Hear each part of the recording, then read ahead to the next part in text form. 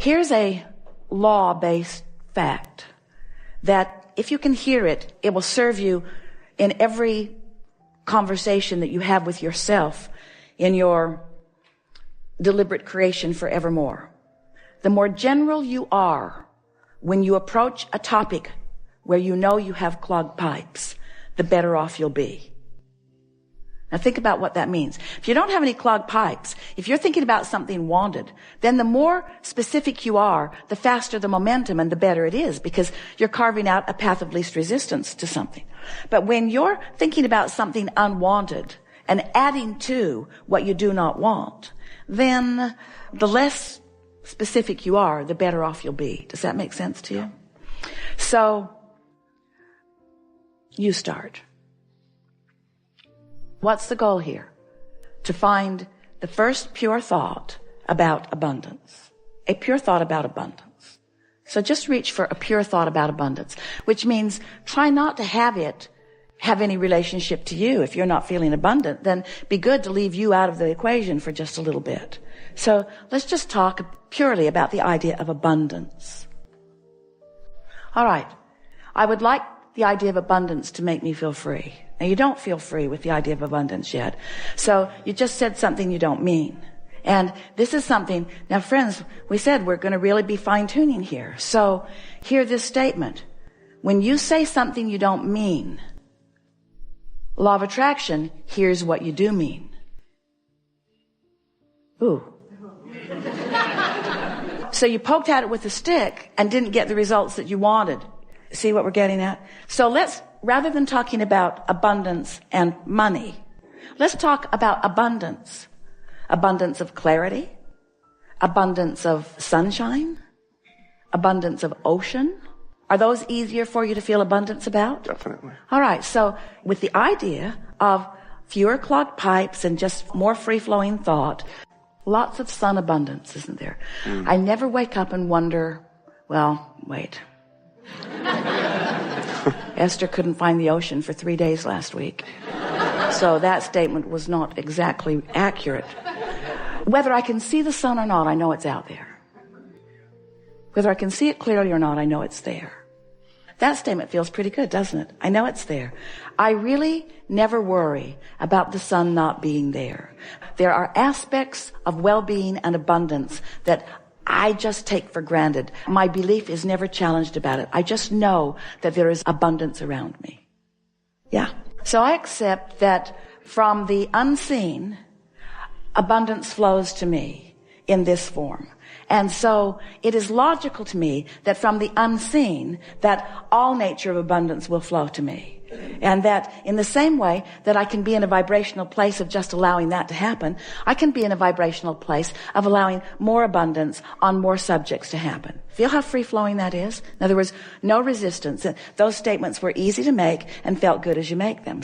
Now that may be all the work that you need to do for one conversation that you're having with yourself. And you can tell that you've done good work because you have contemplated a subject and you felt good while you contemplated it. So we're going to make a statement to you, really to all of you. This is another refined point, very fine-tuning, deliberate creators that we are visiting with here today. So how do you feel about the concept of, in order to get the results that you want, if you've got some clogged pipes, just never mind them, lay some new pipes? Doesn't that make perfect sense to you? Isn't that an easy to understand concept? So now we just want to insert this very important understanding. When you're standing in the middle of clogged pipes, and you know you are because you feel uncomfortable, that's not the time to try to lay new pipes, because all you do is increase the clogging of the pipes that already exist. So here's a statement that we want you to remember. We want you to somehow, some way, and we'll talk more about that as we're moving forward, somehow, some way, get on this high-flying disc. Usually happens first thing in the morning, before things have come to thwart it. Sometimes you don't make it to breakfast. But first thing in the morning is when you're most likely to feel it. And the more you reach for it, the more you care about it, the more you milk it when you are there, the more you will own it, the easier it will be, the more the momentum will be there, the more often you'll be there, the easier it'll be to be there. So let's say you're there, and it doesn't matter if you even know how you got there. Esther was talking to a friend on the telephone the other day, and they got on the subject, and they were laughing so hard. They were laughing so hard that neither one of them could understand what the other one was saying. What? I can't understand you. What? I can't understand you. And so Esther has decided that she never needs to meditate again. She'll just remember that conversation, and she goes right to that high-flying disc. In other words, when you get hold of something that feels like that, just milk it and milk it and milk it and milk it and milk it, and use it for your reason for feeling the way that you're feeling. So here's the statement. We've been teasing you about it. It's time to deliver it to you. Do all of your laying of new pipes from your high-flying disc. All of them from your high-flying disc. So the other day, after laughing and laughing and laughing and laughing and laughing with this friend, Esther replayed that conversation over and over and over and over and over and over and over and over and over in her mind all day long. We'll tell you what they were laughing about. We warn you, you kind of had to be there. So they're talking about the same thing that you're asking about. They're reaching for high-flying thoughts. And Esther is saying, I've discovered that the more general I am, the easier it is to stay there. And so she was saying, I love words like clarity, and I love the feeling of invincibility. And I've got this pen that I pretend is my magic wand, and I'm just waving it around, and it feels like the entire universe is responding to what I'm asking for. And all I want to do is think about these things and talk about these things. Esther said, I'm afraid I'm becoming like a vibrational snob. Because I'm not willing to go to other less good feeling places.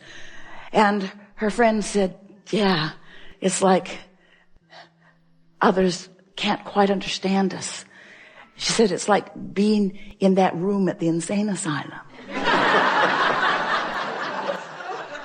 And Esther worked at the state hospital in Blackfoot, Idaho. She knows that room. She's seen that room. So Esther began laughing. And then one or the other of them is talking about people walking by and hearing them laughing in there and saying, just leave them alone. And don't get too close to the door. And then Esther said, yeah, and they'll slip food under the door to us. And her friend said, yeah, and we'll think we manifested it. So on and on and on and on. You've never heard two people snort more. So finding something like that, and milking it just for the fun of it, milking it just for the clarity of it, causes you to practice that high-flying vibration and gain momentum of that high-flying vibration and make it more likely that that is the high-flying vibration that you own. Make it easier to be there. So after that, Esther went to bed that night playing that over and over and over in her mind. She had a long conversation with her daughter Tracy, who was waiting to pick someone up at the airport, telling her the story and laughing and laughing and laughing and laughing and laughing.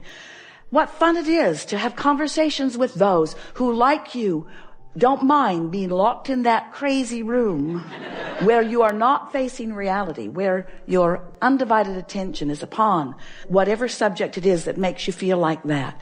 So Esther went to sleep in that vibration. And when she awakened in the morning, such an interesting thing happened. Because her first thought, now she's been listening to us for a long time, talking about how when you prepave, when you go to bed thinking about good things, and you'll wake up thinking about good things. And Esther woke up, and the first thought that was in her mind was maybe the most troubling thought that she's experienced in the last several years. That was the thought that was in her mind. But she was so consciously aware of all of these concepts that we've been talking about that she said to herself right out loud, I've got 16 seconds to shake this thought. 16 seconds to return to my high-flying disc. 16 seconds to lay my new pipes about this subject. And then energy just flooded all through her as she realized that This was her high-flying disc. This was her chance to take a subject that had been troubling and approach it from her high-flying disc. And she left it in a place never to return to again. You see what we're getting at? This is the way that you find clarity. This is the way you find abundance. You wait until you're in that feeling of high-flying abundance, and then you can approach the subject that's a little more troubling if you want to, understanding that it's risky, but it's only 16 seconds of risky, right? You've got 16 seconds. You've got 16 seconds to let it go or to bring it into alignment. Our favorite story that fits right here. We've got to tell it to you now because it means everything.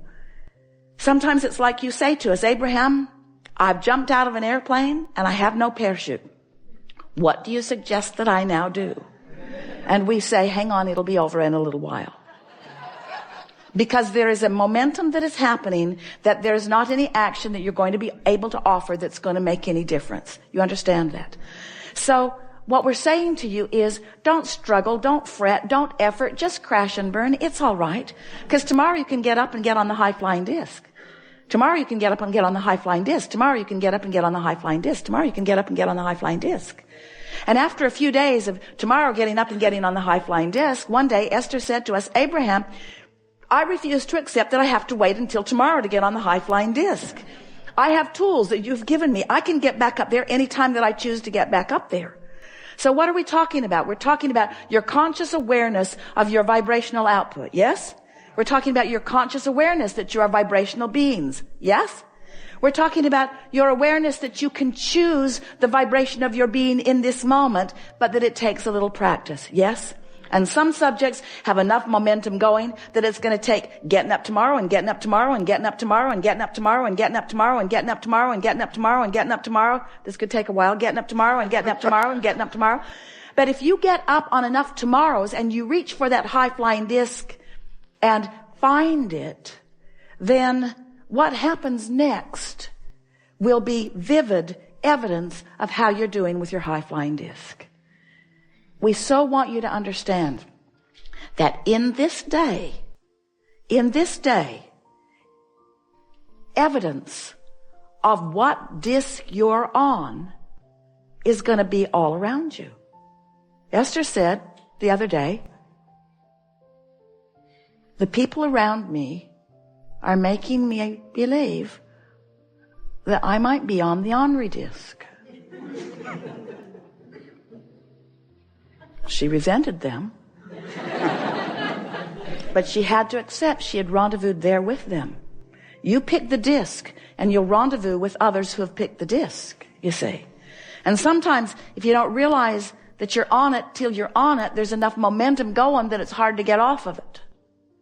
But that's the work. So here's the rule of thumb that we would follow if we were standing in your physical shoes. The better we feel, the more we would milk it. The worse we feel, the more we would try to ignore it. That's what Jesus meant when he said, turn the other cheek. Choose your vibration and give it your undivided attention if it feels good.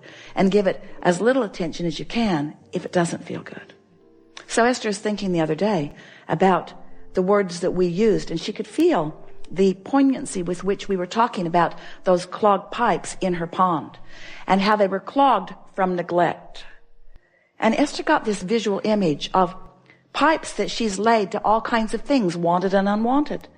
And she's got open pipes to unwanted things and open pipes to wanted things. And what keeps them open?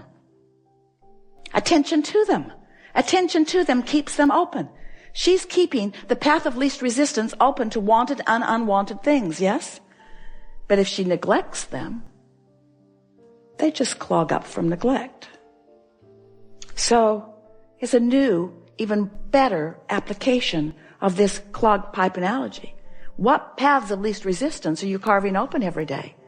I hate that guy. I've always hated that guy. That guy is such a pain. The guy dogs me. I think he stalks me. He's everywhere I go. I don't like that guy.